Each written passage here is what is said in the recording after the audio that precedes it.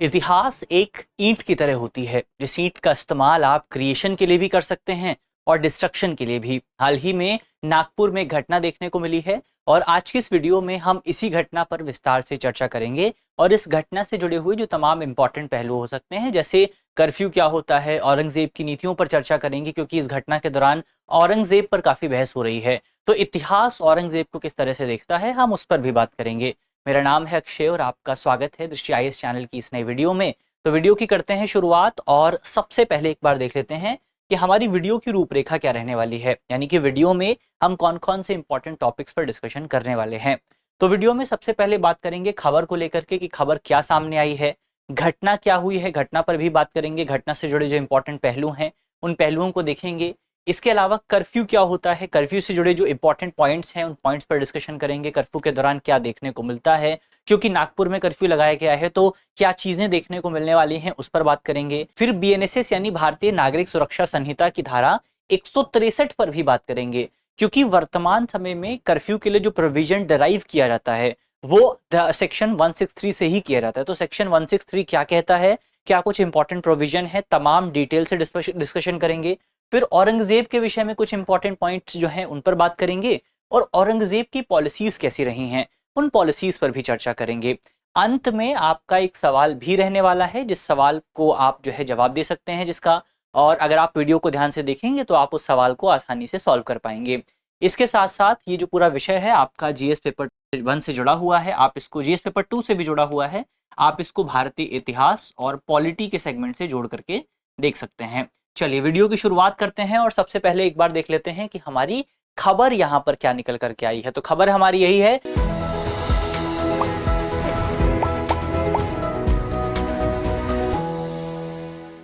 कि नागपुर के मध्य क्षेत्र में सोमवार को रात हिंसक झड़पें आपको देखने को मिली। झड़प का कारण क्या था? कारण ये था कि एक फेक न्यूज यहां पर फैली हुई थी। फेक न्यूज में ये था कि कई कई जगह पर कुरान के कथित अपमान की अफवाह आपको देखने को मिली।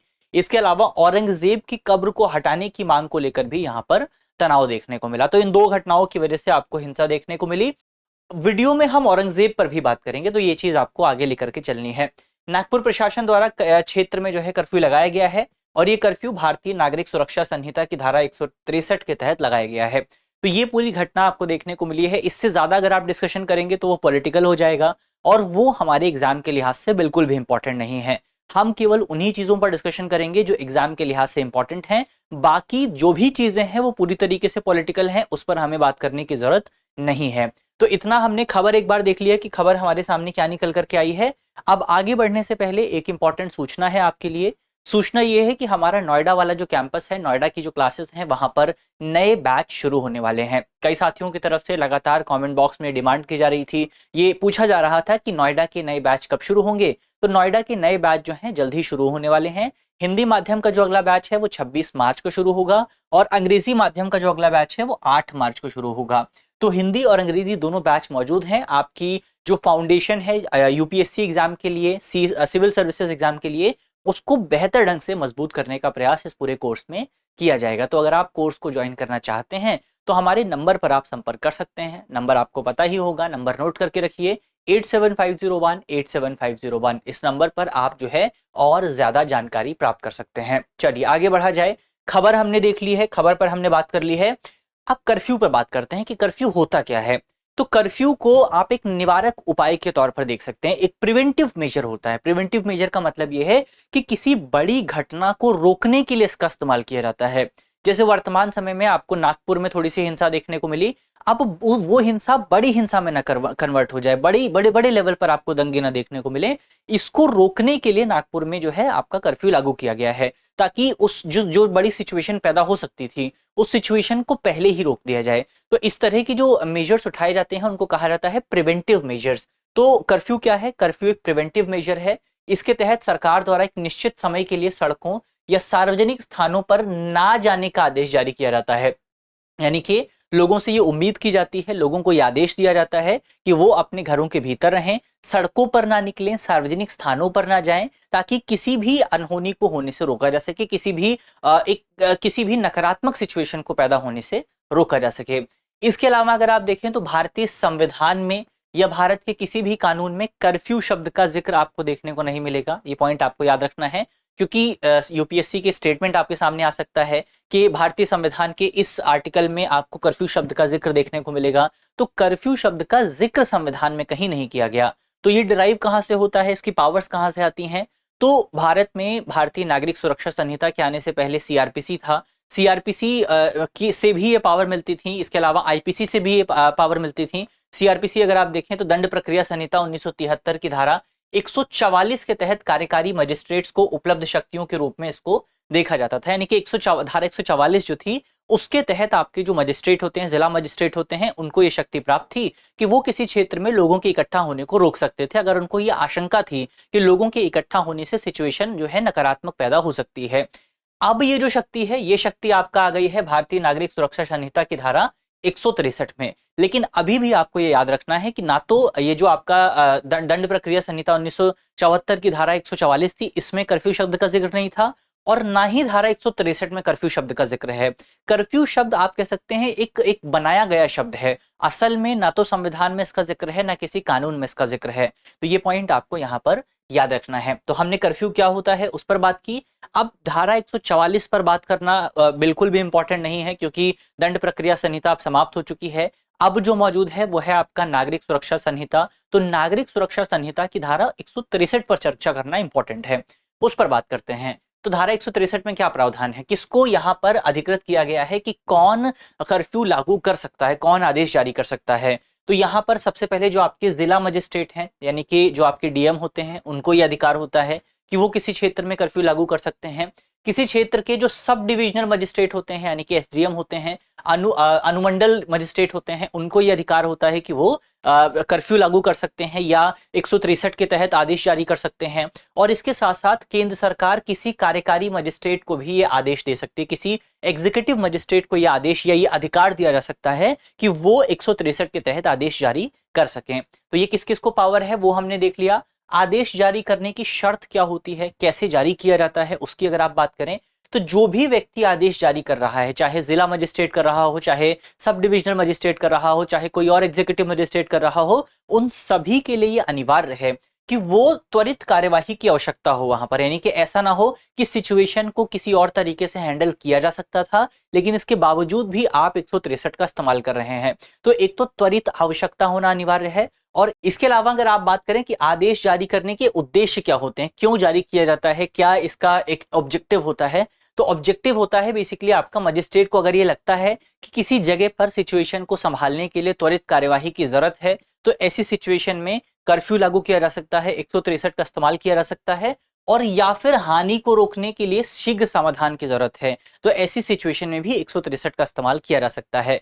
इस्तेमाल करने के लिए किस तरह की प्रक्रिया जो है वो फॉलो करना अनिवार्य है, उसकी अगर आप बात करें तो जो भी आदेश इस संबंध में लागू किया जा रहा है उस आदेश का लिखित रूप में होना अनिवार्य है, वो आदेश राइटिंग में होना अनिवार्य है। ऐसा नहीं है कि मौखिक तौर पर ये बोल दिया गया कि अब इस क्षेत्र में धारा 163 लागू हो गई है तो लागू हो जाएगी, ऐसा नहीं है। अगर किसी जिला मजिस्ट्रेट को, अगर किसी अगर कोई एसडीएम है उसको किसी क्षेत्र में ये लागू करना है, तो इसके लिए आपको लिखित रूप में आदेश देना पड़ेगा, रिटन में आदेश देना पड़ेगा। इसके अलावा मामले से जुड़े महत्वपूर्ण तथ्य स्पष्ट रूप से उस आदेश में बताए जाने चाहिए। यानी कि सिचुएशन क्या है, क्यों कर्फ्यू लागू किया जा रहा है, क्यों 163 का इस्तेमाल हो रहा है, ये उस आदेश में लिखा होना चाहिए। तभी जाकर के कर्फ्यू लागू किया जा सकता है, तभी जाकर के 163 का इस्तेमाल किया जा सकता है।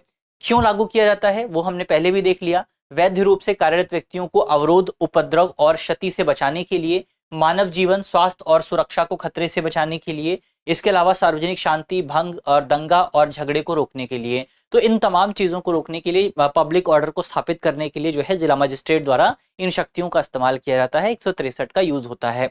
इसके अलावा अगर आप देखें आदेश का दायरा क्या रहता है, आदेश किसके खिलाफ जारी किया जा सकता है, तो 163 के तहत जो आदेश है वो किसी व्यक्ति के खिलाफ जारी किया जा सकता है, किसी विशेष क्षेत्र के निवासियों के लिए जारी किया जा सकता है, या किसी सार्वजनिक स्थान पर आने जाने वाले आम लोगों के लिए जारी किया जा सकता है। तो किसी के लिए भी आप इस आदेश को जारी कर सकते हैं। अधिकतम वैधता की अगर आप बात करें, मिनिमम कितने समय तक ये जारी रहता है, तो वैध जो आदेश है आपका वो अधिकतम 2 महीने तक प्रभावी रहता है, और सरकार द्वारा इसका विस्तार किया जा सकता है। यदि आवश्यक है तो राज्य सरकार आदेश को बढ़ा सकती है अधिकतम 6 महीने के लिए। लेकिन इंपॉर्टेंट पॉइंट क्या है कि जब भी आदेश का विस्तार किया जाएगा तो उस संबंध में अधिसूचना जारी करना अनिवार्य है, नोटिफिकेशन जारी करना अनिवार्य है। तो बिना नोटिफिकेशन के राज्य सरकार जो है उसको एक्सटेंड नहीं कर सकती है। तो ये धारा 163 से जुड़े कुछ इंपॉर्टेंट प्रोविजन हुए। अब हम बढ़ते हैं आगे और इस घटना के दूसरे पहलू को समझते हैं। तो एक पहलू हमने समझा धारा 163 का, कर्फ्यू का क्या पूरा प्रोविजन है उस पर हमने बात की। अब औरंगजेब पर बात करते हैं। औरंगजेब पर बात करते हुए देखिए इतिहास क्या है। इतिहास एक आप कह सकते हैं इतिहास अलग अलग चश्मों की तरह होता है। तो आपने कौन सा चश्मा पहना है वो निर्धारित करता है कि आप इतिहास को कैसे देखते हैं।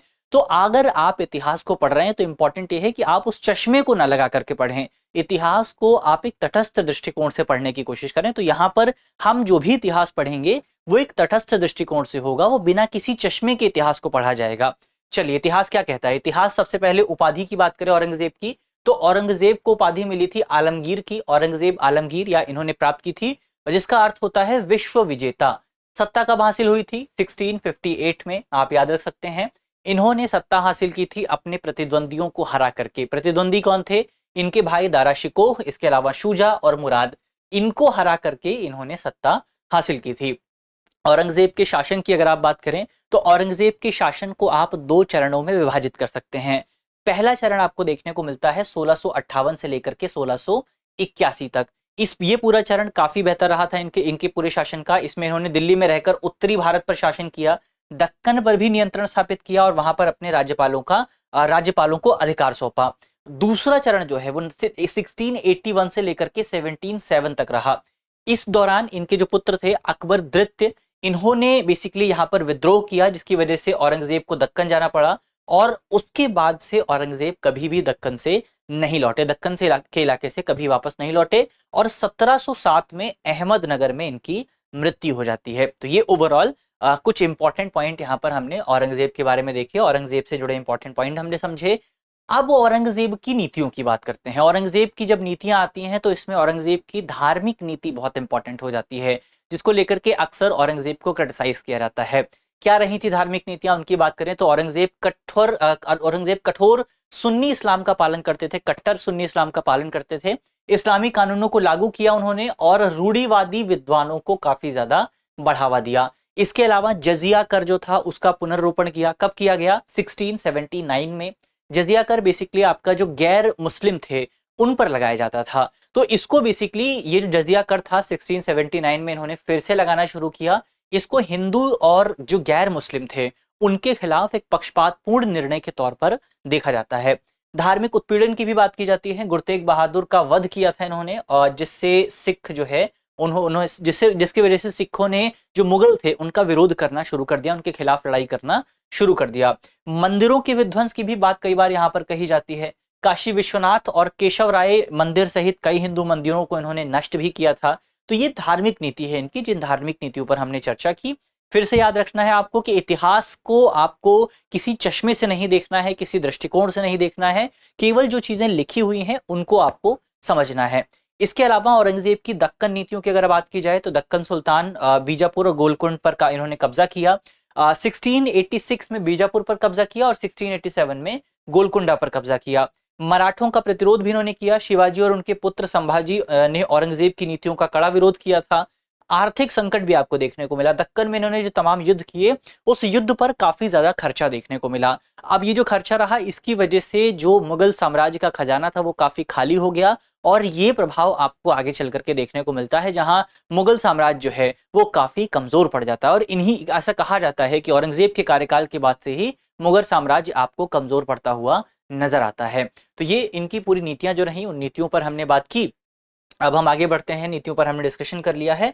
तो यहाँ पर हमारा जो टॉपिक है वो होता है समाप्त और अंत में आपका एक सवाल आपके लिए मौजूद है, जिस सवाल का जवाब आपको कमेंट बॉक्स में देना है। सवाल है हमारा कि किसी विशिष्ट क्षेत्र में कर्फ्यू हटाने की शक्तियां किसके पास होती हैं। हमारे ऑप्शन है, ऑप्शन ए केवल प्रधानमंत्री, ऑप्शन बी केवल राष्ट्रपति, ऑप्शन सी केवल सर्वोच्च न्यायालय या ऑप्शन डी इनमें से कोई नहीं। तो इसका सही जवाब क्या होगा वो आपको जल्दी से कमेंट बॉक्स में बताना है। मुझे उम्मीद है कि इस वीडियो में हमने जितने भी इंपॉर्टेंट टॉपिक पर डिस्कशन किया है वो आपको समझ में आया होगा। वीडियो यदि आपको अच्छी लगी है तो वीडियो को लाइक कीजिएगा, शेयर कीजिएगा। चैनल पर अगर आप नए हैं तो चैनल को सब्सक्राइब करना मत भूलिएगा। मिलते हैं आपसे अगली वीडियो में, तब तक के लिए अपना ख्याल रखिए, ध्यान रखिए, पढ़ते रहिए। धन्यवाद। डियर व्यूअर्स, अपने एग्जाम की तैयारी को और बेहतर करने के लिए हमारे चैनल को लाइक, शेयर और सब्सक्राइब करना न भूलें।